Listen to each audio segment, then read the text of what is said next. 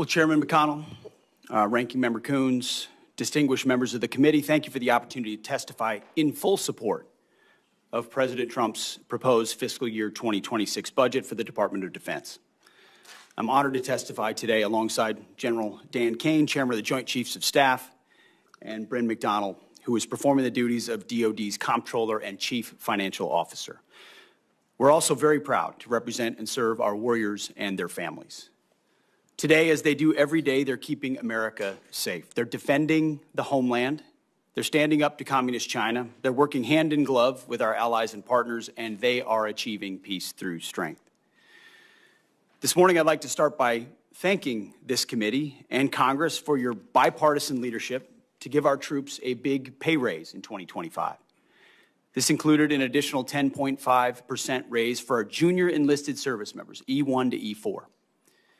Thank you also for improving other initiatives that will improve quality of life for our warriors and their families. With a focus on our troops and their loved ones, I've directed additional actions that will further improve their quality of life. These include making historic investments to improve living conditions in barracks and base housing, reforming the PCS process to reduce the cost and stress of these moves, and improving the quality of care provided to our defense healthcare system.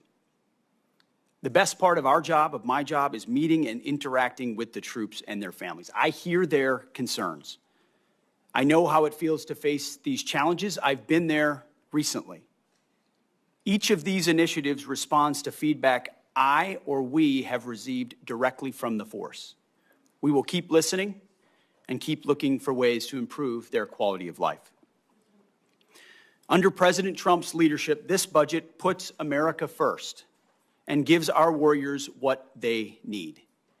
The $961.6 billion budget request, which is over $1 trillion for national security total, will end 4 years of chronic underinvestment in our military by the Biden administration.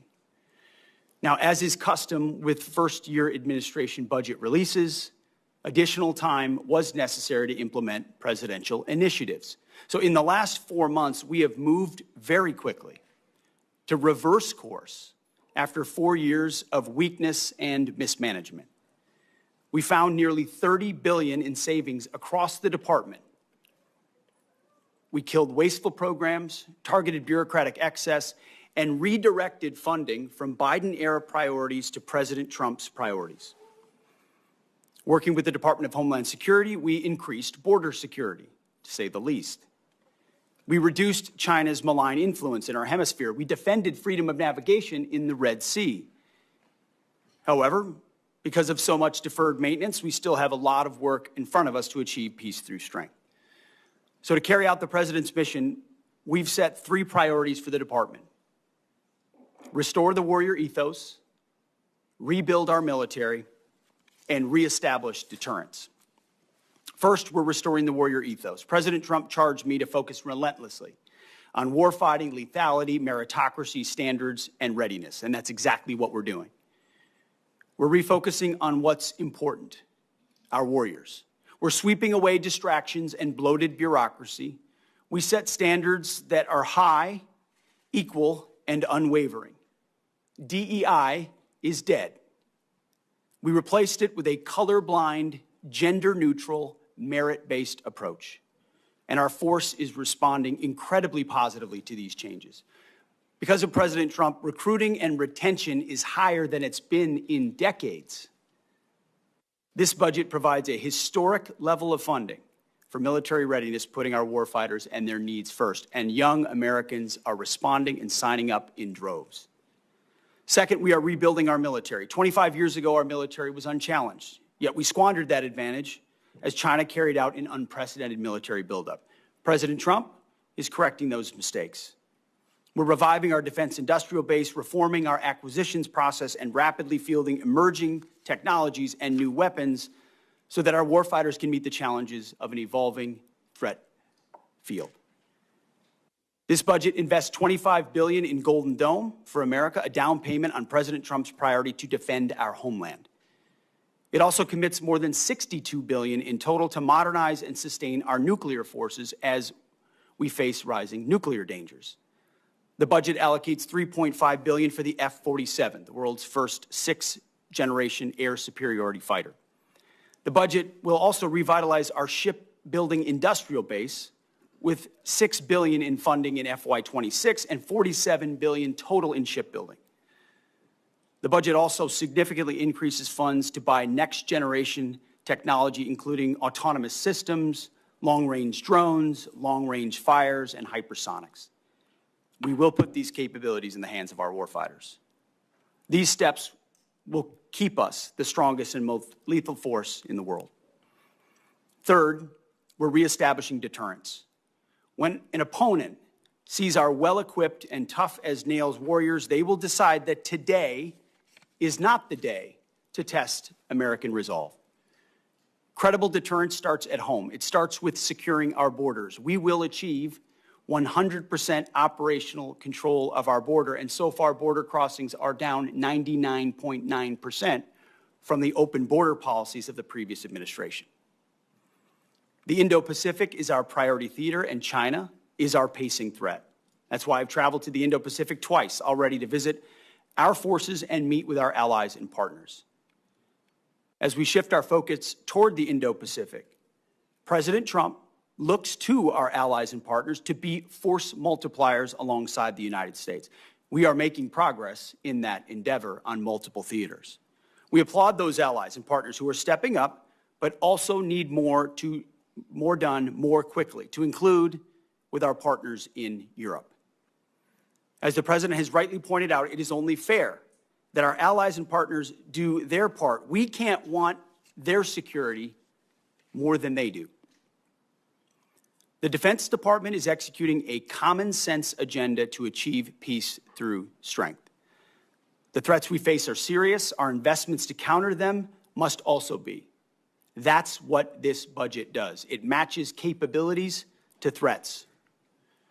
We long for peace, so we must prepare for war. We are overcoming decades of neglect and decline. We must fortify our position as the world's most lethal fighting force, and that means acting fast. This committee is a critical partner in everything we do. Your leadership and oversight is essential. We look forward to accomplishing these goals to achieve peace through strength, support our warriors, protect our citizens, and do right by our taxpayers together. May God grant us the wisdom to see what is right and the courage to do it. Thank you. Mr. Secretary, probably won't surprise you, but I'm going to start with Ukraine.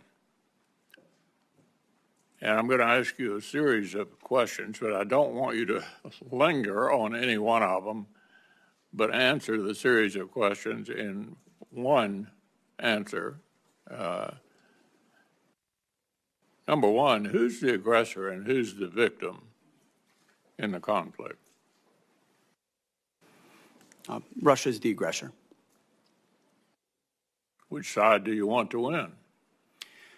As we've said time and time again, this president is committed to peace in that conflict. Ultimately, peace serves our national interests, and we think the interest of both parties, even if that outcome will not be preferable to many in this room and many in our country. Which side is President Xi pulling for? Well, as was stated by both of you, we obviously understand, unfortunately, under this administration and the policy, under the previous administration and the policies they pursued, it has driven Russia and China closer together.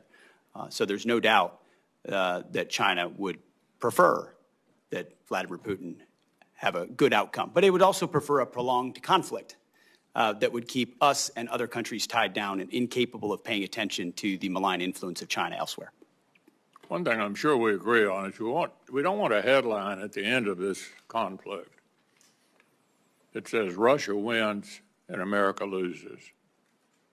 And given the fact that all of our adversaries are communicating with each other, that's extremely important if we're going to continue to play the role in the world that the vast majority of members of Congress think we should still play, particularly now that our adversaries are more significant than they have been since the Berlin Wall came down. With regard to the money we're spending, what's the return on the investment of our security assistance to Ukraine? Senator, I would just say, given the approach of President Trump, that's not the headline, regardless. The previous administration, under the Obama administration, Crimea was invaded, and we gave them blankets. Under President Trump, during his first term, he gave the Ukrainians javelins, and the Russians did not invade. Under Biden, the Russians did invade, and aid was slow-walked incompletely, and as a result, it became a gridlock. Thankfully, the javelins that President Trump provided actually stalled the Russian advance. Now we are at a place where Vladimir Putin knows that President Trump is strong. He knows his word means something, and as a result, a negotiated peace in Ukraine makes America look strong, makes us look like we understand the state of the world and where we want to be focused, even if we understand that Russia's the aggressor, and we applaud the efforts of the Ukrainians. There is a moment where you have to recognize what exists on the battlefield and that a better outcome is a negotiated peace to stop the killing and stop the slaughter. And our budget reflects that perspective. If I may, Mr. Secretary, I'm not here to defend the previous administration.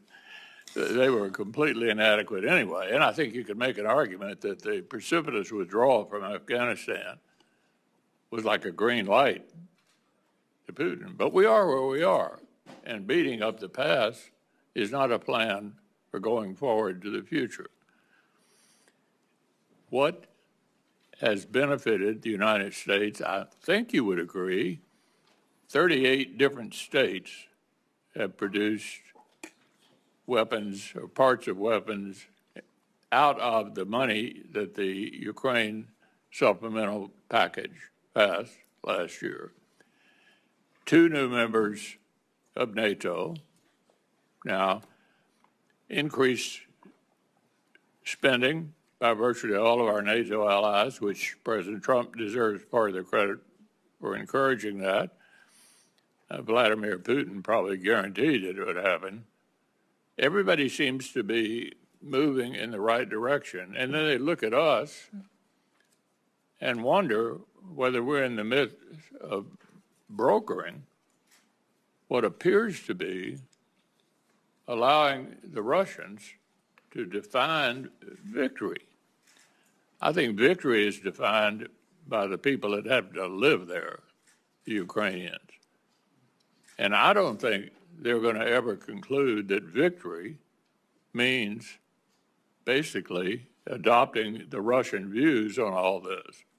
So what do you make of what the Russians are up to? They don't seem to me to be too interested in talking. We want to talk. They seem to be increasing the war. What's your take on that? Well, no one's adopting views, sir. I would say that the budget reflects the reality that Europe needs to step up more for the defense of its own continent. And President Trump deserves the credit for that. In his first term, in this term, we're about to go to The Hague, where we hope most European NATO countries are going to commit to a 3.5, 1.5 total of 5% defense spending, which was inconceivable before President Trump. And he has set the standard that America can't be everywhere all the time for everybody. And if you're a European country, you cannot freeload off of the United States in perpetuity. You are our allies and our friends, and we will stand with you, but you need to stand up in times of peace and in times of war. And this budget reflects that it's long overdue Europe does more, and that we be strategic about the outcome there, even if it's not preferable for all parties, so that our focus can turn, as was mentioned by everybody thus far, to the Indo-Pacific and our pacing threat, while Europe ensures peace on that continent. And so the budget is meant to reflect that reality. It includes hard choices. But that's been one of the things we're trying to do in this Defense Department, is make some of those hard choices alongside President Trump. Yeah, the only thing I would say to conclude this before turning over to Senator Coons, relitigating the past, it seems to me, is not helpful. I didn't defend any of the submissions, budget submissions that the previous administration made. I had a lot of the same complaints about how they were handling this. I want to avoid that for the future. And it seems to me pretty obvious that America's reputation is on the line. Will we defend democratic allies against authoritarian aggressors. That's the international concern that I have about this, and I think a number of my members share that view. Mr. Secretary, just a quick question to clarify something. Is a full year continuing resolution bad for the Department of Defense? Just yes or no? Sir, a full year continuing resolution is never preferable for any department, especially the Department of Defense. Not preferable. And I know, General Kane, I don't need to ask you because your written testimony specifically says routinely operating under continuing resolutions lowers buying power, results in less deployable capital, makes it harder for industry to make long-term investments. And is it your commitment, Mr. Secretary, that you'll work with us to achieve a full year appropriation? You'll submit the budget documents necessary, work with us closely, that we'll be able to do our work so you can do yours.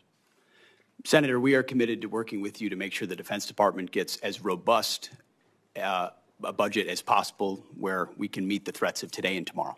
Thank you. I'll just say at the outset for all my colleagues, I am increasingly concerned that there is a threat that some believe they can best govern by continuing resolution, reconciliation, and rescission, and not ever actually have us appropriate. So I look forward to working with you to avoid that outcome, which I think would both disregard the role of Congress and put all of us at greater risk. It seems to me clear with regards to Ukraine that Vladimir Putin has no serious intent of negotiating. He continues to attack civilian targets night after night with hundreds and hundreds of drones. The Ukrainians have just carried out a spectacular attack against military targets. And it seems to me concerning that the 2026 request eliminates aid to Ukraine entirely.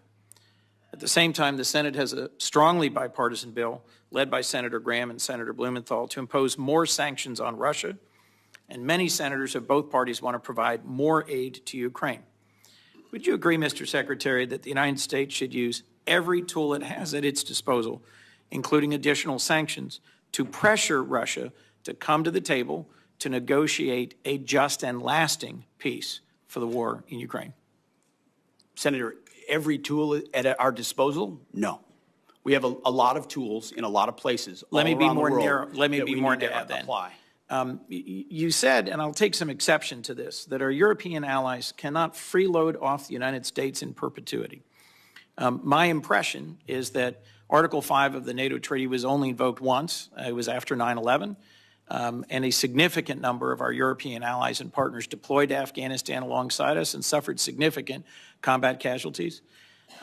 In the first 2 years of the war in Ukraine, a war of Russian aggression, 50 other countries stepped forward, deployed military support, delivered materiel, provided financial and operating support, and at regular meetings of the Defense Contact Group, your predecessor led that process of deploying military assistance.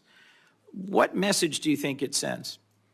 That as Ukraine continues to suffer day after day of punishing attacks on civilian centers, we're not using the $3.8 billion in presidential drawdown authority that remains to send additional air defense and interceptors, and you yourself chose to not attend the Ukraine Defense Contact Group. Mr. Secretary, why not use the already appropriated presidential drawdown authority to deliver defense material badly needed by Ukraine? Well, Senator, as you know, the presidential drawdown authorities 71 through 74 still apply, and they are still flowing. There's some in reserve. To your question about my statement, and I served with a lot of NATO allies in Afghanistan as well. Incredibly capable Canadians, Brits, and Australians and others. And grateful for them. And I've gotten to know a lot of them in this process going to Brussels.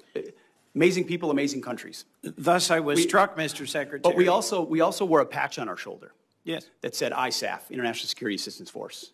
And you know what the joke was? That it stood for I Saw Americans Fighting.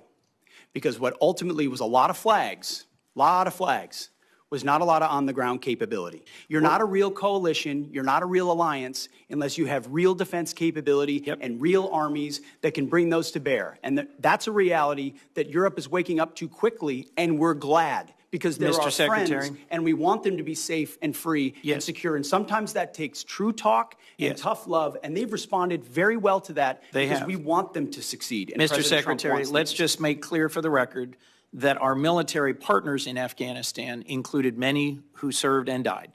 Our Danish partners and allies on a per capita basis Don't try to make more. it look like I don't care about the investments of our partners. Of course I do. Mr. I recognize Secretary, that there were lives lost from other countries. Of but course the there bulk were. of the effort was Americans, and an alliance needs to include other countries and be more balanced. Mr. Secretary, to be a real alliance. as I pointed out in my opening comments, our partners and allies have stepped up, have invested, have engaged in the defense of Ukraine, and so should we. We should not be pursuing a ceasefire and a negotiated resolution to the war in Ukraine at any cost. Peace through strength means actually using our strength, continuing to support Ukraine, and securing a lasting peace. Putin will only stop when we stop him. And the best way to stop him is indeed through a stronger NATO. I look forward to the NATO summit. I agree with you that a significant investment by NATO in our collective security is a great investment, but we cannot abandon Ukraine. That would put us significantly at a strategic disadvantage. I also agree with Vice Chair Coons that the department has been unacceptably slow in providing us with the account-level information that we need to draft the Defense Appropriations bill.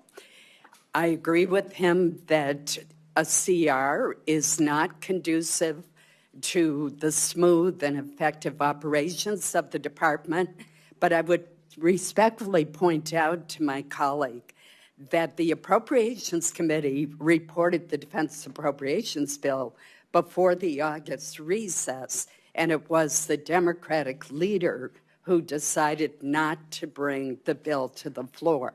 And that is why we ended up with a continuing resolution. Mr. Secretary, let me turn to you now. You recently stated that DOD is focused on the strategic threat posed by China and that this threat is, and these are your words, real and could be imminent. And I agree with you. China now fields a navy of approximately 400 ships and is expanding its fleet at a pace that far exceeds ours.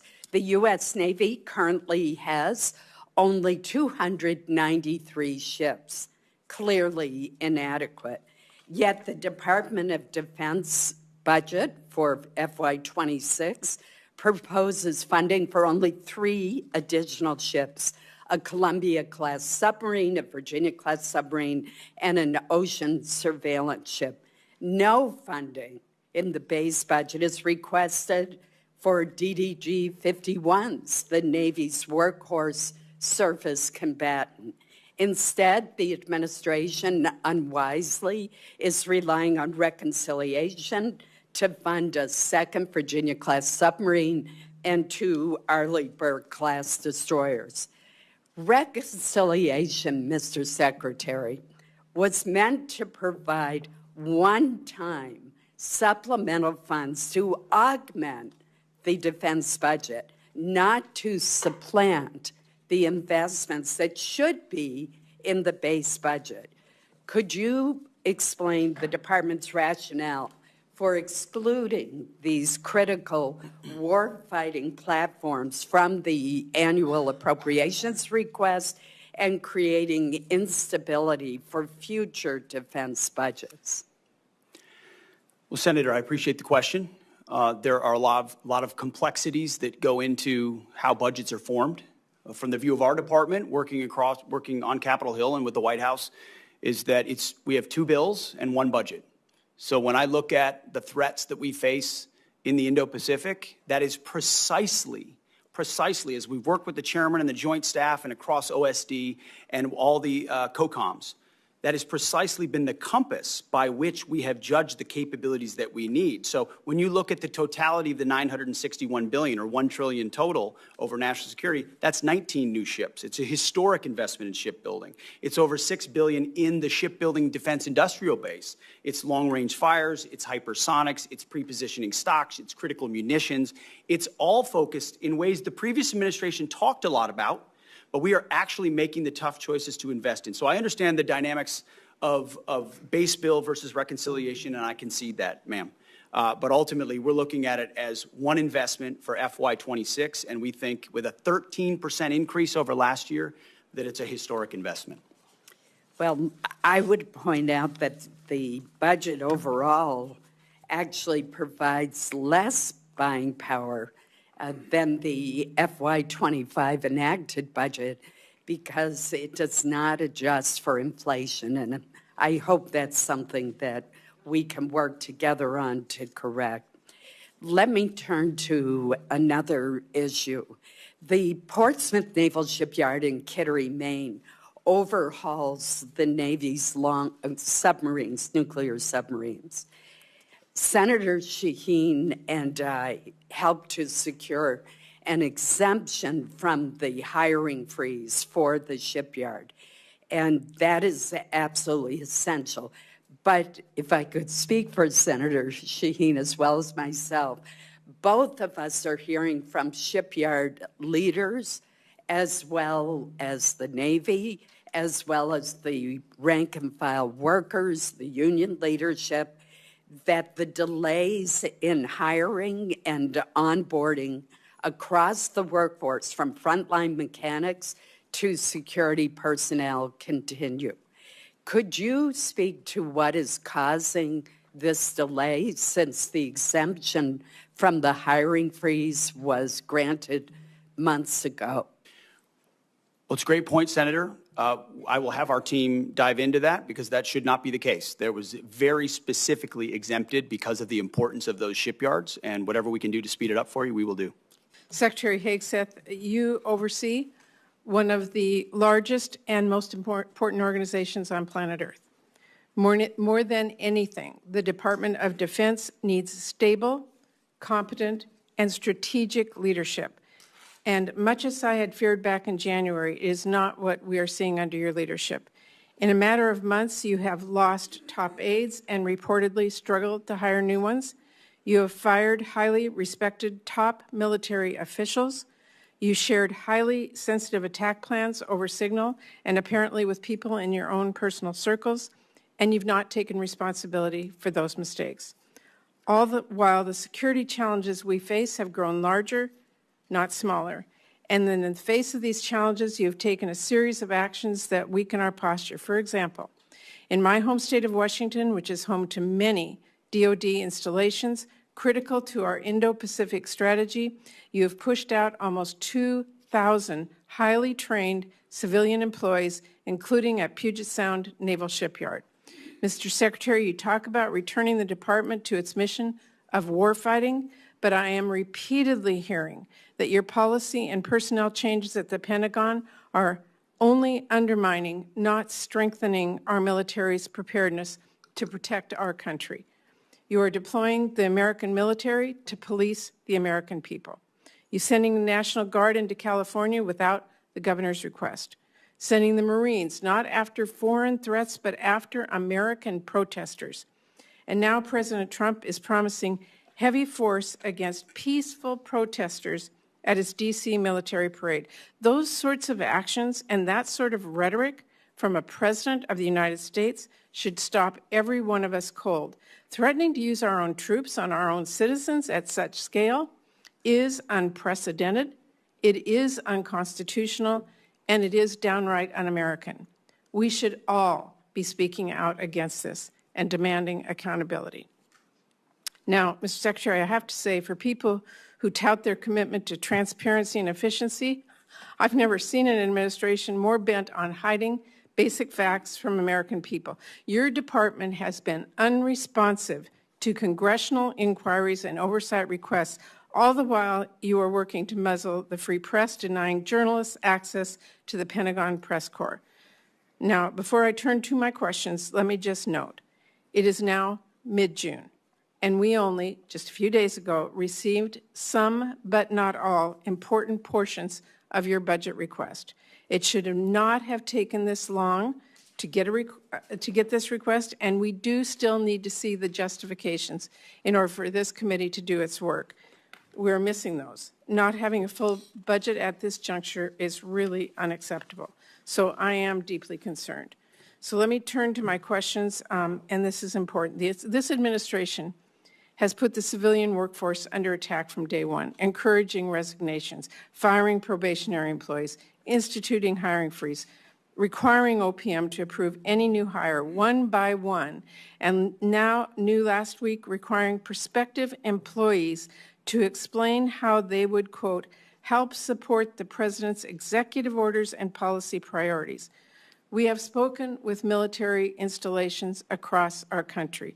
Almost all of them have been forced to fire skilled civilian employees who are badly needed.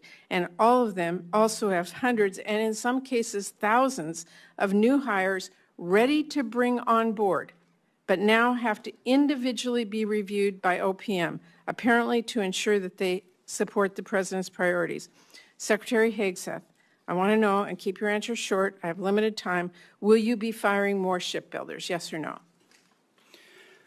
Senator, we haven't fired shipbuilders. We've offered through a right sizing of our civilian positions, which So everyone in this committee would acknowledge that the Defense Department has had a bloated bureaucracy for a long time, have given a voluntary process by which some people can choose to take a DRP. I'm just asking you so a it's not a firing of shipbuilders. Okay, so that's a totally disingenuous characterization of what our department is doing. We are focusing on shipbuilding. Mr. Secretary, do we need more or fewer shipbuilders? We are investing historically in our shipbuilding defense industrial base and workforce and ships in this budget, more than anything the previous administration ever did. So, well, you managed to fire highly skilled workers, including my home state of Washington, for no reason. So let me just say, the Navy needs welders, not people who can recite a president's executive orders. If the Navy wants to hire a qualified candidate for the role, but that candidate happened to vote for or donate to Democrats, would they be hired? Senator, there's never been a litmus test for hiring welders. Well, if you can weld, you can work at the Defense Department. That is what they are being asked. And Mr. Secretary, I just have to say, we need to drop the politics in our military. We need to hire the best people. We do not need to force them out. That is simply the case at this point. I'm out of time. Thank you, Mr. Chairman. One of the things you're trying to do is hire people based on merit, right? Yes, sir. You could care less if they're libertarian, vegetarian, Democrat, Republican, as long as they can do the job? Yes, sir. Okay. All right. More people are joining the military now than any time in recent memory, right? Yes, sir. So the situation described by Senator Murray is not being viewed by other Americans because they're signing up in droves. Senator, there's been a historic surge. You know why? Because they think you're a winner. They think you're going to lead. They think you're going to have their back. That's why they're signing up. Keep doing what you're doing. Now, do you agree that the world kind of miscalculated Hitler in the 20s and 30s? Certainly did not understand the scope of the threat. Yes, like Senator. The guy wrote a book, I Want to Kill All the Jews, and nobody believed him. You remember that? General Kane, is that a fair statement that the military-industrial complex of the 20s and 30s really didn't miscalculated Hitler? Yes, sir. The danger of that is like 50 million people get killed. So let's don't do that now. As to Iran, they say they want to kill all the Jews. Do you agree with them?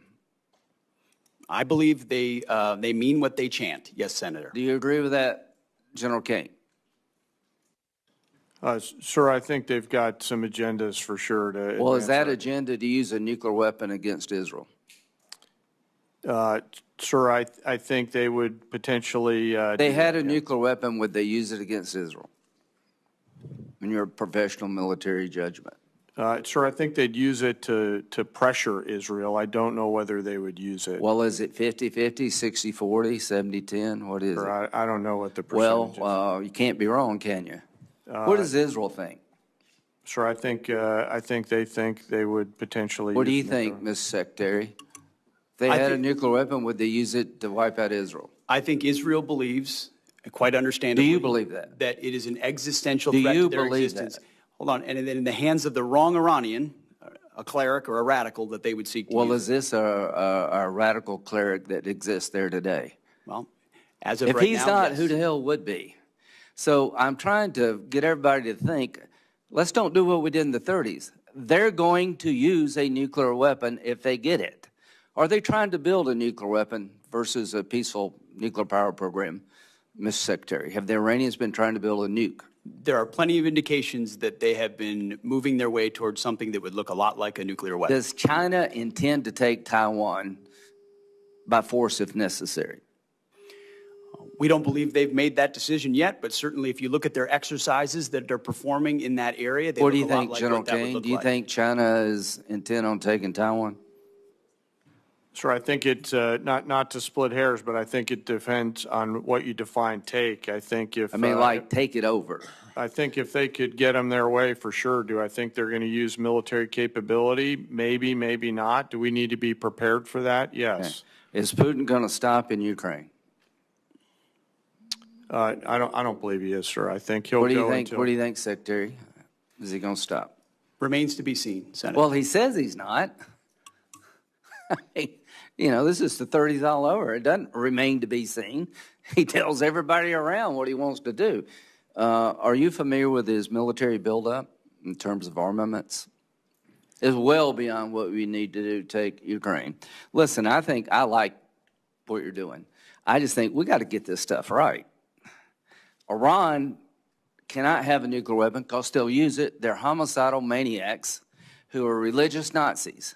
China is an expansionist power who will take Taiwan if we don't deter them. Russia will dismember Ukraine and keep going if we don't stop them. Radical Islam, are they still out there, General Kane? Sir, I think there are still folks that would do America harm. So is ISIS dead? No, sir. Is Al-Qaeda dead?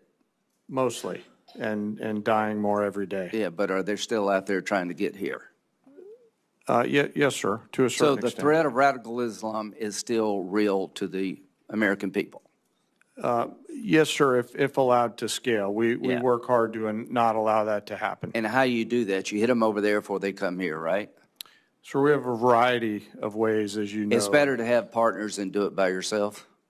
Always, sir, yes. Okay, so go over just a little bit. The point is radical Islam is out there. They're trying to get here.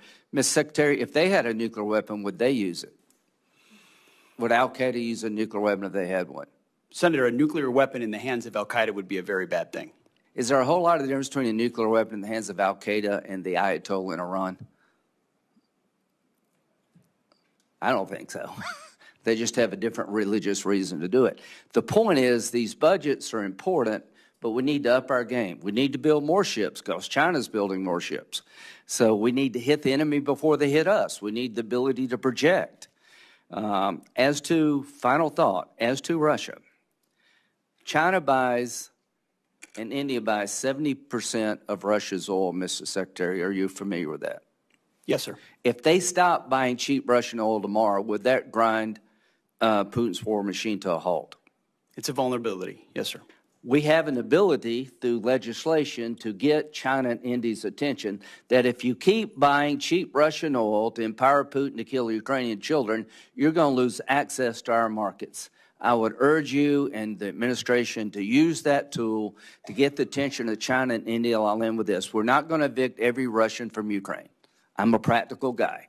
But we got to end this war so we don't entice China to take Taiwan, and we don't encourage Iran to think we're just all talk and stopping their nuclear ambitions. So you live in very dangerous times. I want to help you. General Kane, you're the right man at the right time. Thank you. Mr. Secretary, you have already ordered 4,000 National Guardsmen into Los Angeles, plus 700 active duty Marines. That's against the advice and opposition of the governor, the mayor, and the chief of police of Los Angeles. And these forces are in addition to 11,000 military personnel, active duty and National Guard, that have been deployed to the southern border in support of Customs and Border Protection.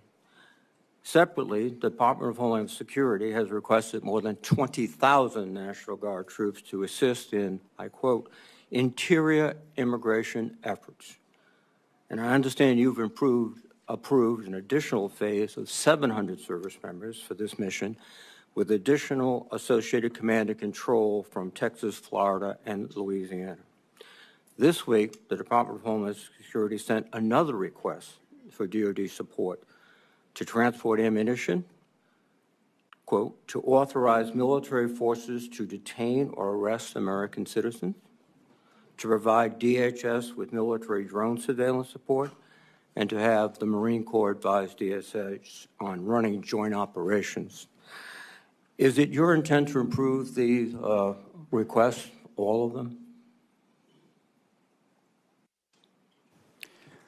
Well, Senator, we very much support President Trump's focus on defending the homeland on our southern border, as well as supporting law enforcement officials doing their job in ICE in Los Angeles who deserve not to be assaulted, accosted, and rioted while rounding up one of the 21 million illegals allowed in as an invasion under the previous administration. I would Are note, you prepared to authorize DHS to use drones and also to authorize military forces to detain or arrest American citizens?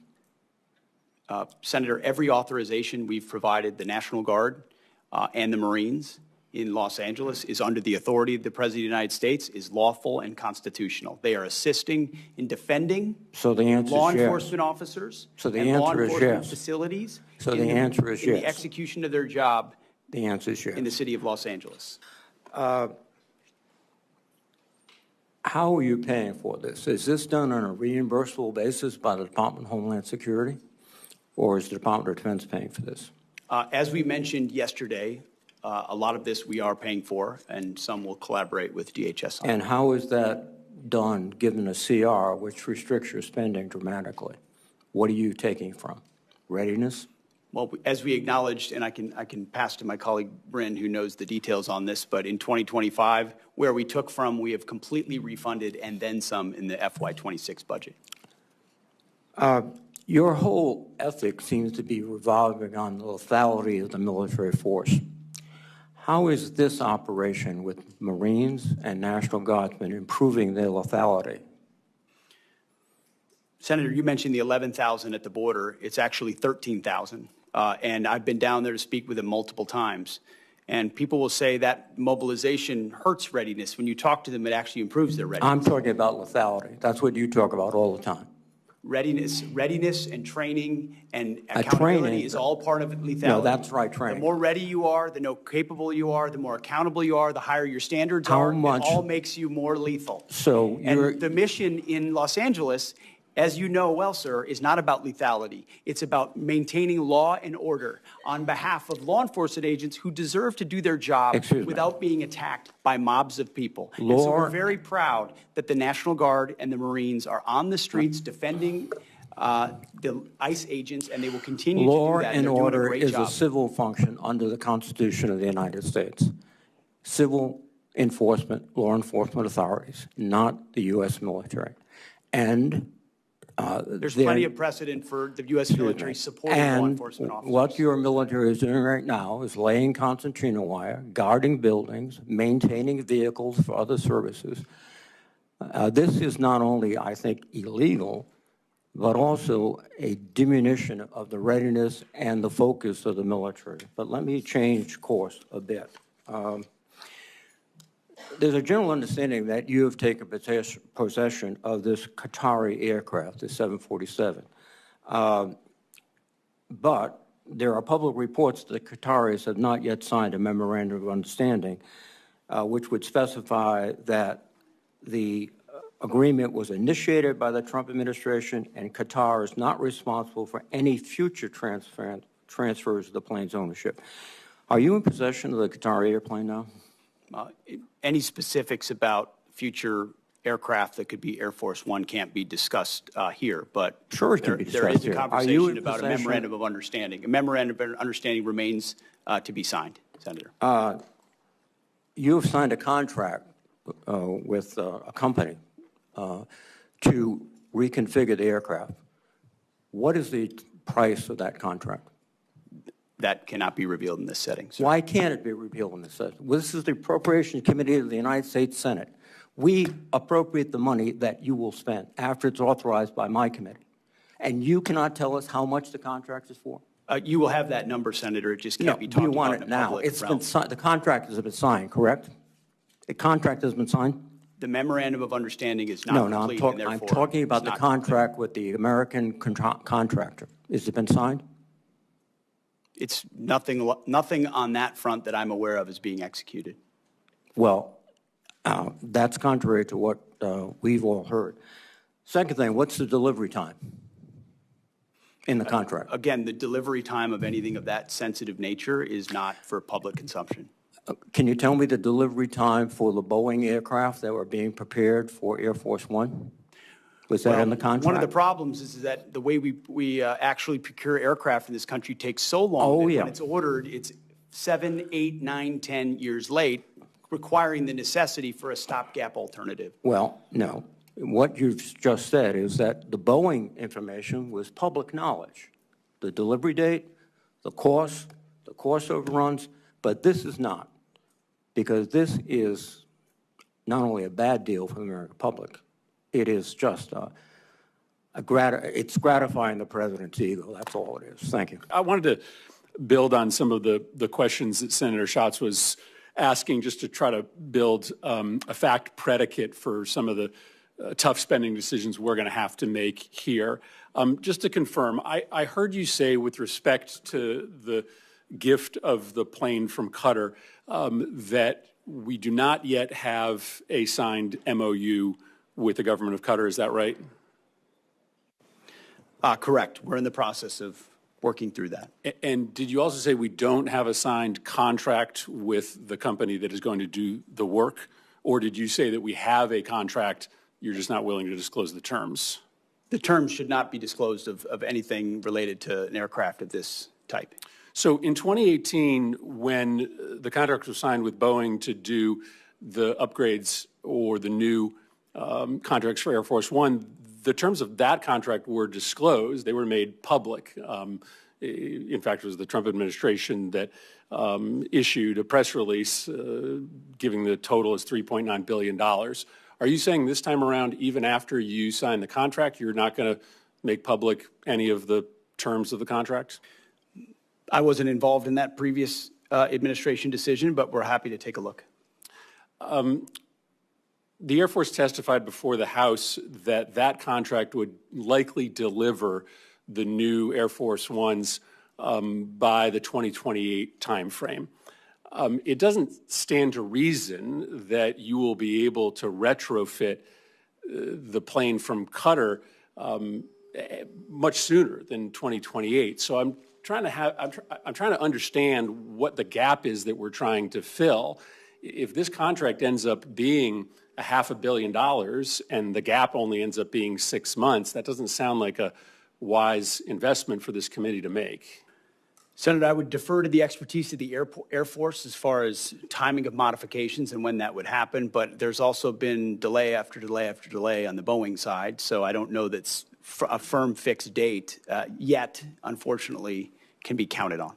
So obviously the underlying question here is what is going to happen to the plane at the end of Trump's presidency. The president said on May 12th that this plane would be transferred to his presidential library at the end of his term. Is that your understanding of what is going to happen to this plane? The president said that. That's my understanding, although I would look at what comes out in the MOU. But why would we ask the American taxpayer to spend upwards of $1 billion on a plane that would then only be used for a handful of months and then transferred directly to the president? That doesn't sound like a wise use of taxpayer dollars. A lot of the capabilities, as you know, Senator, of that particular platform are and should remain classified. So there are reasons why you might modify, even for a short period of time, an aircraft to ensure the safety and security of the President of the United States. But when do you believe that those upgrades would be made? How long would the president have it before it got transferred to his personal possession? That would be a determination of the Air Force that would take take hold of it and make those modifications within whatever time window they believe gets it to the place where it need to be. Yeah, I think this is extraordinary, Mr. Chairman. We're talking about a pretty massive investment of appropriations dollars into a plane that the Secretary is saying is currently planned to be transferred personally to the President. There's a lot of other pending needs that we need to fund. This would seem to be low on the list. Mr. Secretary, one final question. Obviously, you know that there is a concern in the public about a double standard that is applied to protest, sometimes protest that turns violent. The President, when he came into office, issued pardons to the individuals that attacked the United States Capitol, including those individuals who beat savagely police officers. You have deployed the National Guard and readied Marines in a way that many people think is unnecessary given the state and the local resources. So maybe let me ask the question this way so that you can assuage people's concerns that there is a double standard. The National Guard was deployed here on January 6th, and that was a decision made by the Department of Defense. Do you support that decision? Do you believe that that was the right decision to deploy the National Guard to defend the Capitol on January 6th? All I know is it's the right decision to be deploying the National Guard in Los Angeles to defend ICE agents who deserve to be defended in the execution of their jobs. But I think it's important to know whether you think it was also important to have the National Guard defending the United States Capitol when there were violent protesters here on the President's behalf, to make sure that folks know that you care about protest, whether it's against the President or on behalf of the President. Senator, I was in the Washington, D.C. National Guard when that happened and was initially ordered to go guard the inauguration of Joe Biden. But because of the politicization of the Biden administration, my orders were revoked. And ultimately, because of the politics that were being played inside the Defense Department by the previous administration. But do you support the decision made on January 6th to send the National Guard here to defend the Capitol? I support the decision that President Trump made and requesting the National Guard that was denied. So you do not. President Trump you do not support the decision. You do not for the National Guard to send the National Guard here to defend the Capitol. I think that speaks to the worry that many Americans have that there is a double standard, that you are not willing to defend against attacks made on our democracy by supporters of the President, but you are willing to deploy the National Guard to protect against protesters who are criticizing the President. That's not how our taxpayer dollars are supposed to work. They're supposed to be used to defend the United States, no matter the nature of the political affiliation of the protesters. I want to follow up on a couple of lines of questioning. Just specifically, Mr. Secretary, what is the authority that the administration is using to deploy active duty Marines to California neighborhoods? What authority? Senator, the President has constitutional authority in order to support. Cite the provision of the Constitution. I'd have to pull up the specific provision, but our Office of General Counsel, alongside our leadership, has reviewed and ensured in the order that we set out that it's completely constitutional for the President to use federal troops to defend federal law enforcement. Look, I'd like to know the specific constitutional statutory authority. The President made it clear that he relied on Section 12406 of Title 10 with regard to the National Guard troops. I need to know the authority that he is relying upon in terms of active duty Marines being deployed to California neighborhoods. Senator, so you'll follow up with me? Yes, Senator, but there's plenty of precedent of active duty troops being used to support law enforcement. Historical precedent. I'm not disputing that. I am just asking you to cite the authority under which the active duty Marines are being deployed to California. It's in the order, ma'am, but we'll make sure we get it to you as well. Thank you. I want to dovetail on a couple of other comments also with regard to the lack of specific detail in the budget request for the Department of Defense. I take great pride in Wisconsin's contributions to our national defense, and that includes many Wisconsinites who are hard at work building the Constellation-class frigate. There is no mention of frigate procurement, just like Senator Collins noted that there's no mention of destroyer procurement in the budget materials that you provided to this committee. My state makes the frigate. I'd also note that there's no mention of the destroyers, as I said. So really, we are looking at a very incomplete budget request when we are just 4 months out from the beginning of the next fiscal year. Mr. Secretary, this committee takes the appropriations process seriously. I take the hard work of Wisconsin's shipbuilders seriously, and I'd like your commitment to provide this material to the committee expeditiously so we can do our work. Senator, we'll make sure you get all the information, but what I would say is this is a historic investment in shipbuilding, both the defense industrial base and ships. In Wisconsin, and particularly related to the frigate, it's been a program with a lot of problems and a lot of delays and a lot of modifications that have led to serious Navy challenges. has called for many modifications to the plan.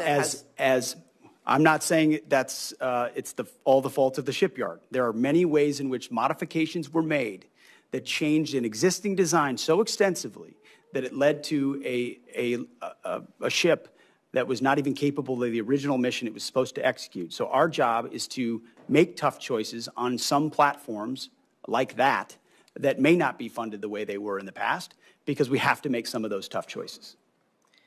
Well, we don't have any of the detail right now of what your plans are with regard to the frigate or the destroyer, and we need that information to do our jobs. Can you get it to me? We have that information, Senator. We have worked in real time in 4 months to reverse a lot of priorities from the previous administration.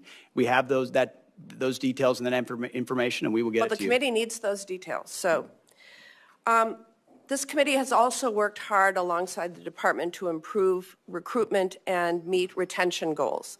The department is planning to separate several thousand service members due to your partisan beliefs about troops who are transgender.